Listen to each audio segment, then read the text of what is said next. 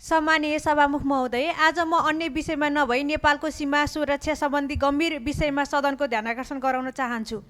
सुस्ताको समस्या कुनै नयाँ समस्या होइन, यो धेरै वर्षदेखि अल्झिएको विषय हो। गण्डकी नदीले आफ्नो धार परिवर्तन गर्दै जाँदा सुस्ता क्षेत्रमा नेपालको धेरै जमिन विवादित बनेको छ। पछिल्लो समय त्यहाँ भारतीय सशस्त्र सीमा बल एसएसबी का गतिविधि तथा स्थानीय नागरिकलाई धम्काइएको भन्ने समाचार सार्वजनिक भएका छन्। यस घटनाको वास्तविकता के हो, सरकारले यसबारे के कस्ता कदम चालेको छ र आगामी रणनीति के छ भन्ने विषयमा स्पष्ट जानकारी लिन आवश्यक छ। त्यस्तै लिपुलेख, लिम्बुया, धुरा र कारापानी जस्ता क्षेत्रहरू नेपालको राष्ट्रिय स्वाधीनता र मौलिक अखण्डतासँग जोडिएको संवेदनशील विषय हुन्। यस्ता समस्या केवल ती क्षेत्रहरूमा मात्र सीमित छैनन्, अन्य सीमा क्षेत्रहरूमा पनि विभिन्न प्रकारका विवाद र चुनौतीहरू विद्यमान छन्। कुनै पनि राष्ट्रको सार्वभौमिकताको आधार भनेकै आफ्नो भूभागको र संरक्षण र सीमाको सुरक्षाको सुनिश्चितता हो। यदि राज्यले आफ्नो भूमि र सीमाको रक्षा गर्न सकेन भने त्यसले देशको सार्वभौमिकतामै प्रश्न उठाउँछ। त्यसैले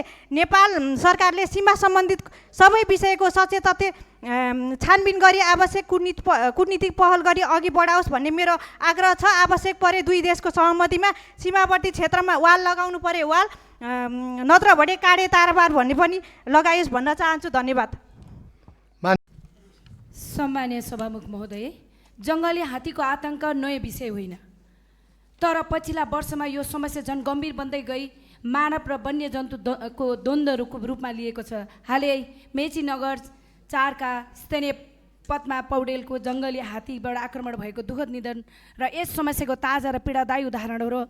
म उहाँप्रतिको हार्दिक श्रद्धाञ्जली अर्पण गर्दै शोक सन्तप्त परिवारप्रति गहिरो संवेदना व्यक्त गर्दछु र यसको समाधानको लागि चाहिँ तत्कालीन सरकारले चाहिँ भारत र नेपाल बिच चाहिँ समन्वय गरी र यसको पूर्व सूचनाहरूको लागि व्यवस्था गर्नलाई चाहिँ, किनभने यो समस्या चाहिँ एउटा गीत गाए जस्तै भइसक्यो र जनताले पनि हामीलाई धेरै यो खालि सदनमा बोल्ने मात्रै केही नहुने भन्ने कुराहरू आरोप आएको हुनाले हामीले यसको लागि समाधानको लागि तत्कालीन मानव पहिलो भन्ने कुरालाई चाहिँ प्राथमिकता दिएर दुई देशमा चाहिँ हामीले समन्वय गरेर यसको चाहिँ हामीले व्यवस्था गर्नुपर्छ भन्ने सरकारलाई म ध्यान आकर्षण गराउन चाहन्छु। धन्यवाद।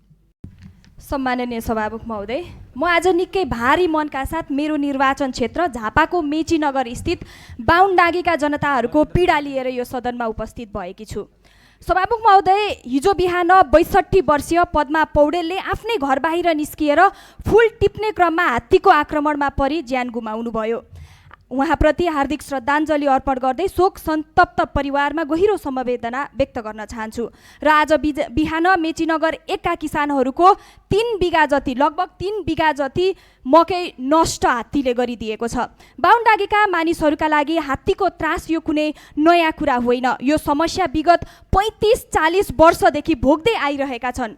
बिहान खेतमा जाँदाखेरि हात्तीले मारिदिन्छ कि भन्ने डर हुन्छ उहाँहरूलाई। साँझ घर फर्कदा बाटोमै हात्तीले आक्रमण गर्छ कि भन्ने डर हुन्छ। त्यति मात्रै होइन, राति सुतेकै ठाउँमा हात्ती आएर घर भत्काएर सुतेकै ठाउँमा आक्रमण गरेर परिवारलाई एउटै चिहान बनाइदिन्छ कि भन्दै दैनिकी बितिरहेको हुन्छ।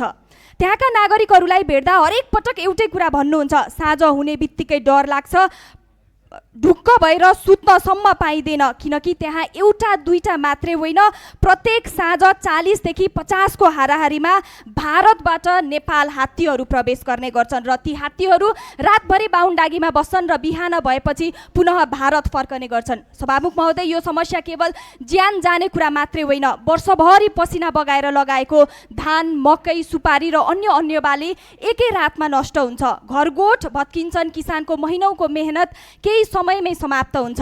आजको दिनसम्म पनि मेरा बाहुनडाँगी वासीहरूले राज्य भएको महसुस गर्न पाएका छैनन्। त्यसैले म सभामुख मार्फत सरकारलाई 4वटा कुरा माग राख्न चाहन्छु।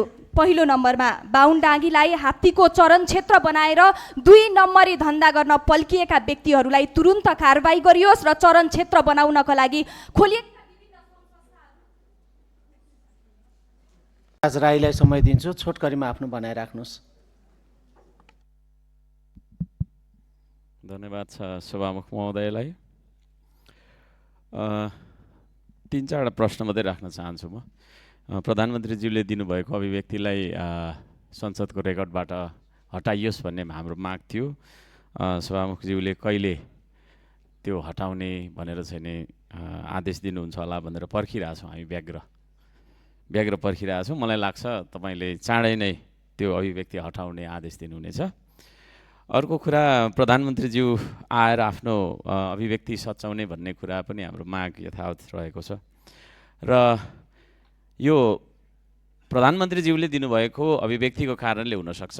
विशेष गरी हामीले चाहिँ त्यही बुझेका छौँ। सुस्तामा भारतीय सशस्त्र एसएसबी छिरेर चाहिँ नि जुन खालको अतिक्रमण गर्न खोज्यो, हाम्रा नेपाली दाजुभाइ दिदीबहिनीहरूलाई आतङ्कित बनाउने, धाकधम्की दिने जुन गतिविधि हामीले देख्यौँ, त्यसको विरुद्धमा माइती घरमा अजय सोडारी दैलेख र वीरजन विक हुम्लाका 2 जना राष्ट्रभक्त राष्ट्रप्रेमी युवाहरूले लोकतन्त्रले दिएको वाक स्वतन्त्रता प्रयोग गरेर विरोध गरिरहँदाखेरि चाहिँ ती 2 जना युवाहरूलाई चाहिँ प्रहरी प्रशासनले नियन्त्रणमा लिएर अहिले हिरासतमा राखेर मुद्दा चलाउने, झुटा मुद्दा चलाउने भन्ने खालको कुरा चाहिँ नि आएको छ। त्यसतर्फ म गृहमन्त्रीज्यूको ध्यान आकर्षण गराउन चाहन्छु र ती 2 युवालाई तपाईँको चाहिँ के अरे दुःख नदिनका लागि पनि म अनुरोध गर्न चाहन्छु। र अब सानो कुरा छ, त्यही पनि गरिबको लागि त ठुलै कुरा हो। विद्यार्थीका मोबाइलहरू खोसिए, ती मोबाइलहरू पानीमा लगाएर पानीमा डुबाएर मोबाइलको हत्या गरिएको हो कि खोइ के गरेको हो, त्यसो गर्न आदेश दिने कसको त्यो रचनात्मक तपाईँको चाहिँ के अरे निर्णय थियो? त्यस्तो खालको त्यो रचनात्मक निर्णय गर्ने व्यक्तिलाई नसिहत दिनुपर्छ भनेर म गृहमन्त्रीज्यूलाई भन्न चाहन्छु। त्यसै गरी एउटा गरिब दुखी टेम्पो चालकको टेम्पो चाहिँ वन प्रहरीको उपस्थिति त्यहाँ थियो, मलाई थाहा भएन त्यो घटना के हो।